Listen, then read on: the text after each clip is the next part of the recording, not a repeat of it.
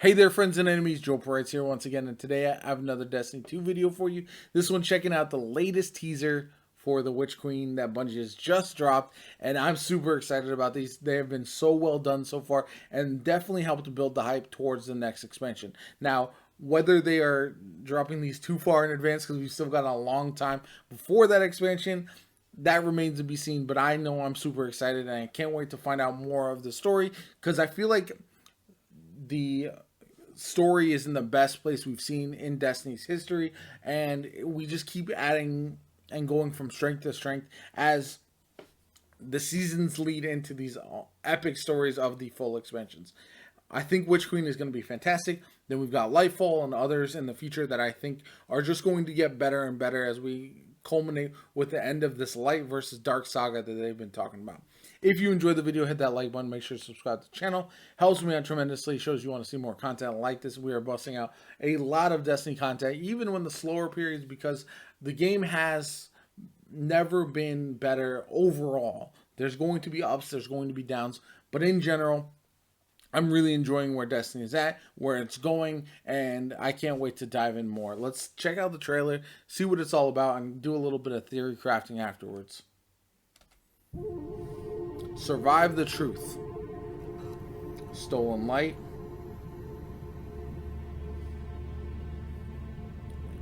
Hive ghosts. Some of our ghosts. Sagira, or RIP. Abomination.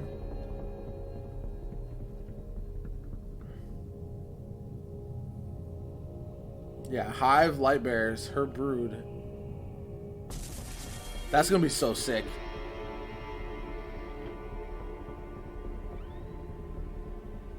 That shield is dope. I like the way they designed the Hive Guardians.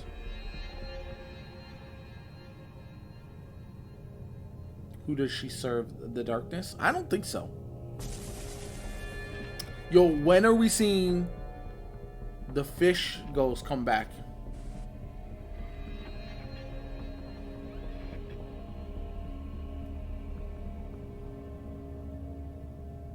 Voice in the darkness. What is it?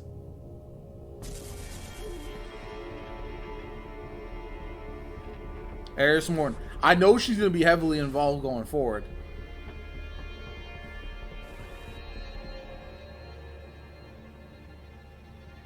Yeah. Okay.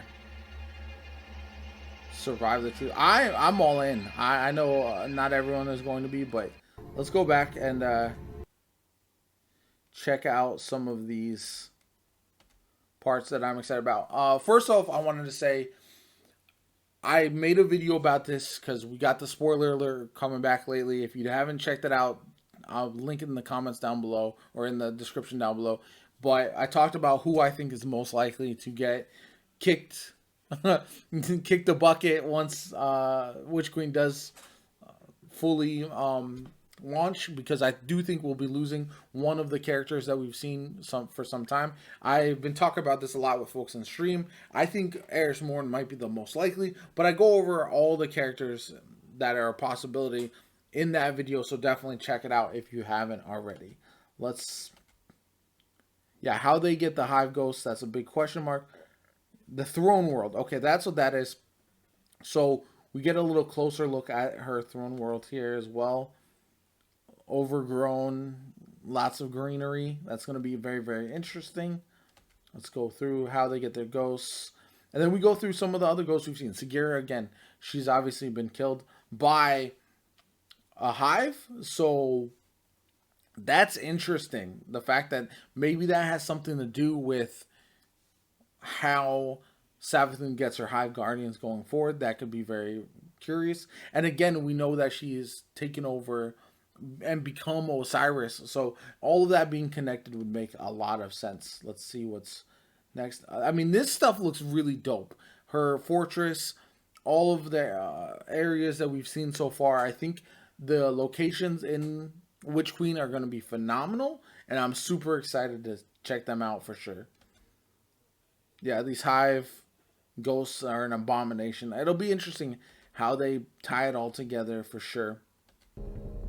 The way it's rebuilding the Hive, just like us being able to come back to life after our guardians die, the Hive are going to have the same thing. So that means we might potentially, if she's able to harness that, kill off Savathun and she can come back just like we do. We'll have to kill the Hive Guardian ghosts in order to fully eliminate them, which I think would add a very interesting gameplay twist going forward, because right now enemies are so easy to kill. Adding that extra layer of not only do you got to kill them, but also take down their ghosts as well would be, I think, a phenomenal thing to do.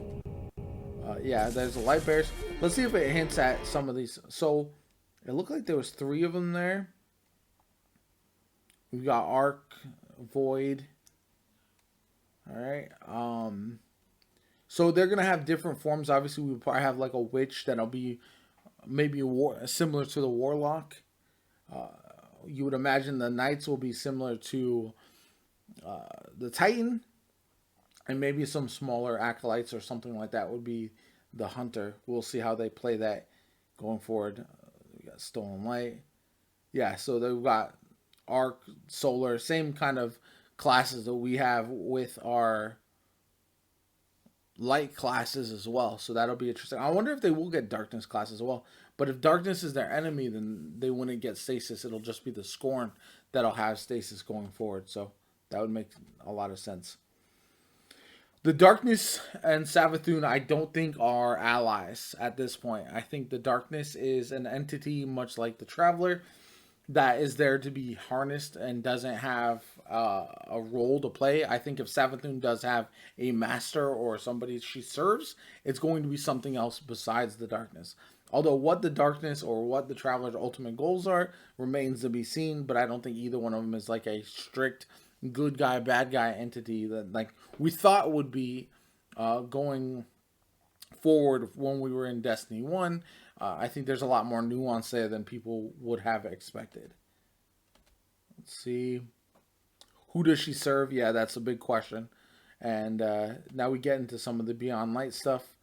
The Stasis, the Darkness, the Pyramid ships. I wonder what role, because we have not seen in Season of the Lost, we have not seen Eris Morn, we have not seen the Exo Stranger, Elsie. So I wonder, I would imagine both of them will be heavily involved. I didn't really talk about Elsie a lot in the video talking about the spoiler alert, but I don't think she's one that we're going to see killed off anytime soon. I think she'll be around for quite some time. But I do think Eris Morn is going to play a huge part, and I do think she is a strong contender for getting taken out once the Witch Queen does hit. Voice in the Darkness. We've got... I like how they're doing this board, like putting it all together, trying to figure out where everyone stands, because I'm very curious about what they're going to be doing with the story going forward, as far as maybe we're going to get some double crosses. Maybe we're going to get some things out of left field that we just had no idea about. And I think that's super interesting. And a direction that I have loved to have seen Destiny go before this, but I'm glad we've reached this point now, personally. Yeah, again, Eris Morn I think is going to play a major part in all of this going forward, because she has played such a huge role with the Hive and with Savathun, and obviously with Shadowkeep, she was a huge part. So I think it'll come full circle, and we'll see her play a major part. But what that means, who knows? Let's see. Yeah, there's still a lot of pieces, a lot of connections to be drawn from this. So overall, I think these are so awesome. I'm glad we're getting continuous teasers with regards to Witch Queen, to keep everyone interested, keep everyone invested. I know the 30th anniversary, which drops in December, is not going to be directly linked to the Witch Queen expansion, which is going to be interesting. But we've seen the story progress week to week now. We're going to see a bit of a lull, I would imagine, before we kind of ramp it up towards the end of the season. And we still have a long ways to go. But I'm very appreciative of what Bungie is doing with this story, and I hope they really deliver on all of this once we get the Witch Queen. And there's a lot of twists and turns that we just don't see coming. Destiny has a habit of being a little bit predictable with the storytelling.